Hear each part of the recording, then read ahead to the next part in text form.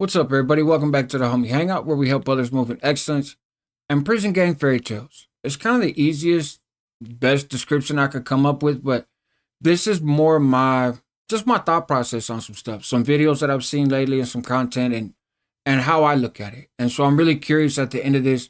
You guys get in the comments and let me know, does it make sense? What are your thoughts on it? And we'll go from there.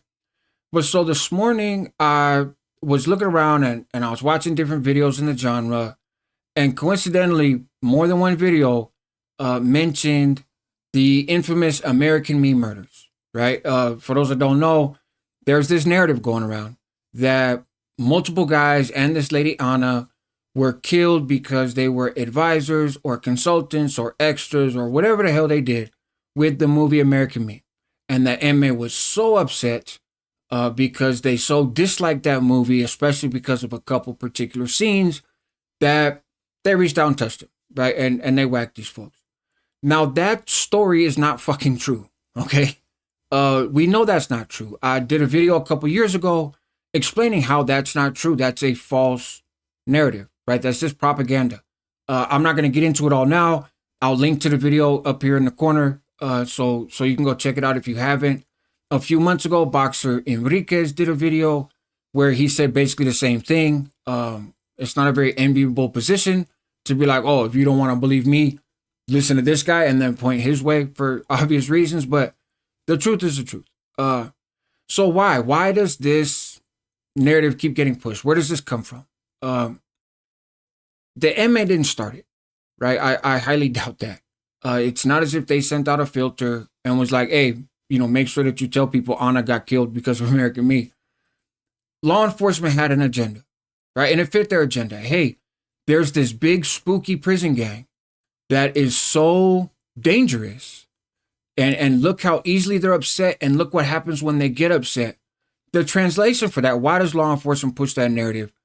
Because then the extension of that is keep giving us resources so we can keep attacking this big scary gang. And if you don't, this is going to happen on your doorstep, right?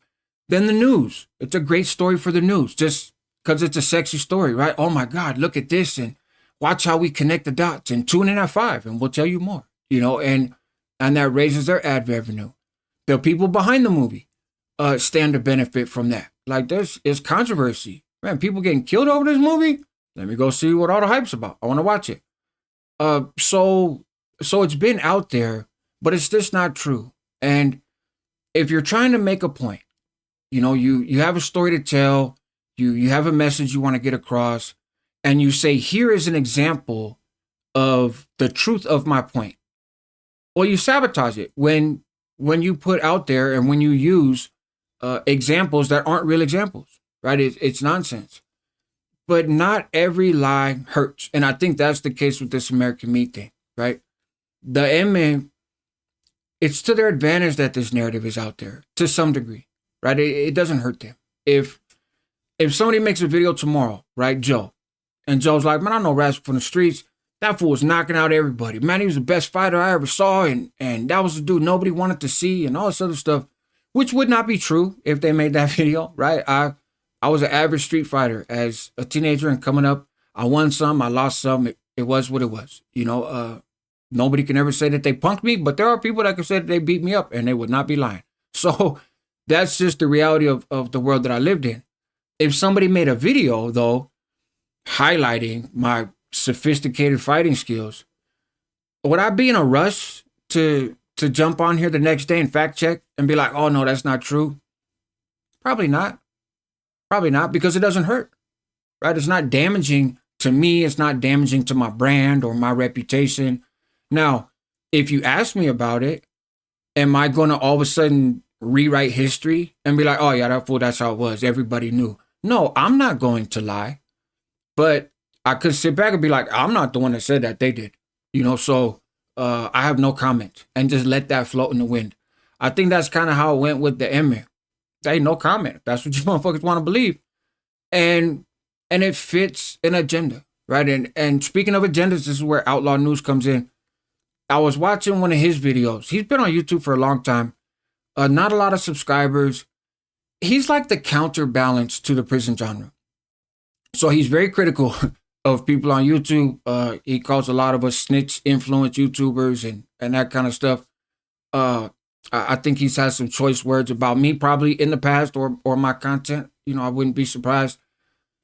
I don't I don't dislike the dude. I don't know him to like him or dislike him personally, but I still don't dislike his content. I think there's value in it.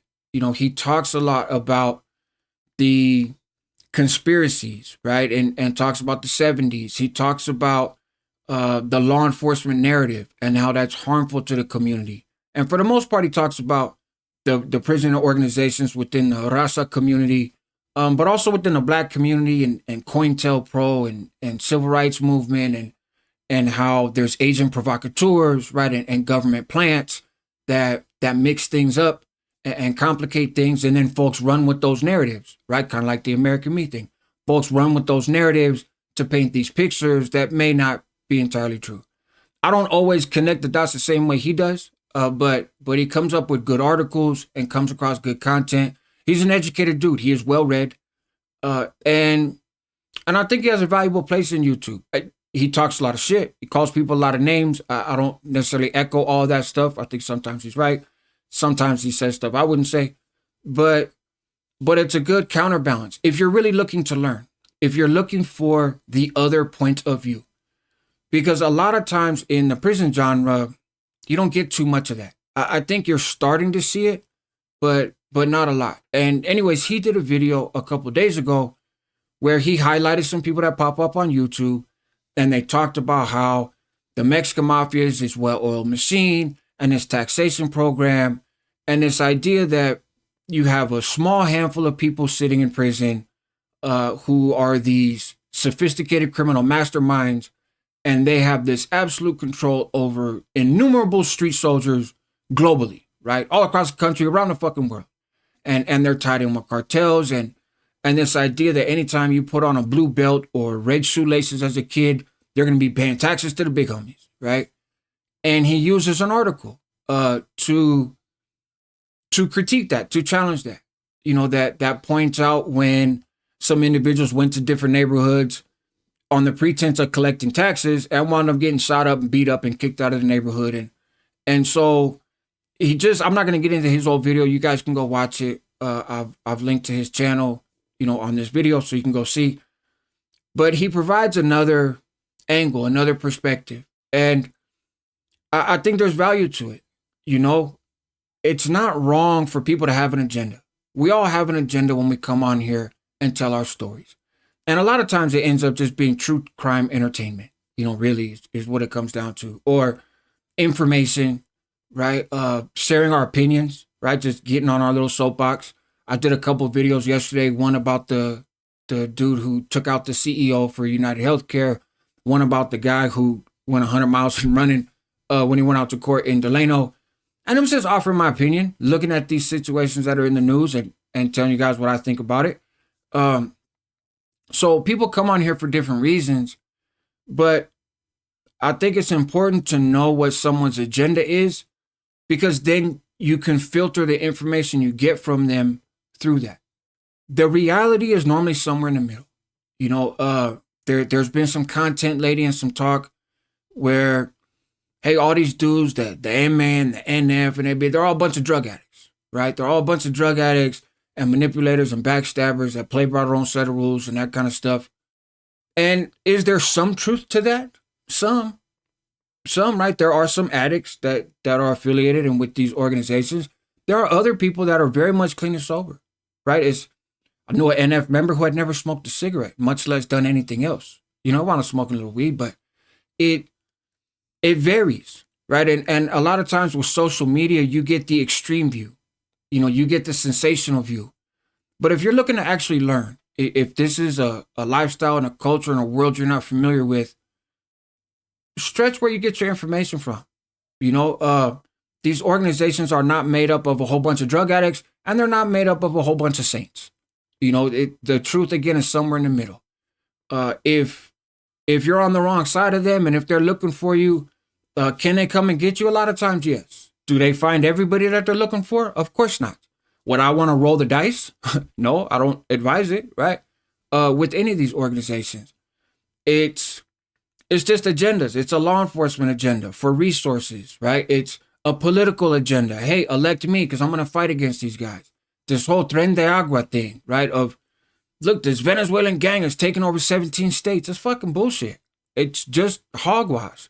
But people are trying to get elected and people want money. And if they can scare you into believing something, then they can make themselves out to be the hero, right?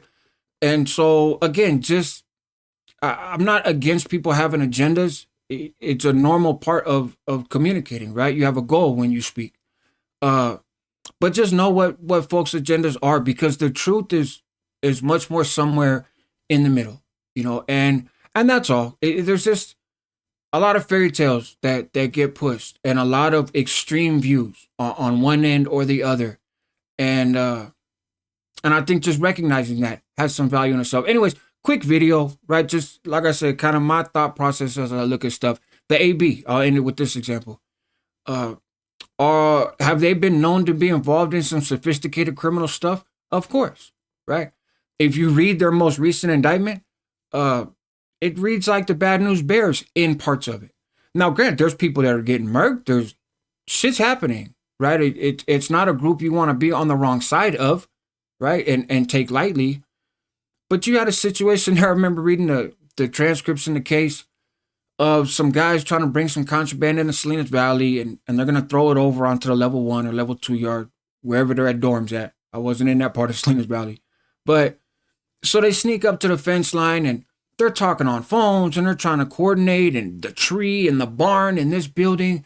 And it got so ridiculous that the inmate jumped over the fence and was like, bro, just leave it by the fucking tree. And jumped over the fence and got a pillowcase that had like a bottle of Jack Daniels and a bottle of tequila or something else in there.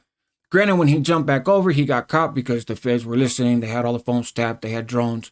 So it wasn't going to go well anyways. But it definitely did not lend to this mystique of this well-oiled machine or this sophisticated criminal enterprise.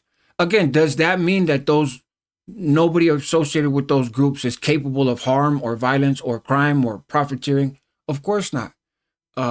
Again, the truth is somewhere in the middle. And I've just been seeing some extreme stuff lately, and this whole American Me thing kind of popped out, and I was like, what the fuck? So anyways, not really sure how to end this, man. So I'll just say help others move in excellence. That's what homies do. Help yourself at the same time because you're worth it. Help your community because they need you. And let me know what you guys think, man. I'm curious. Take care.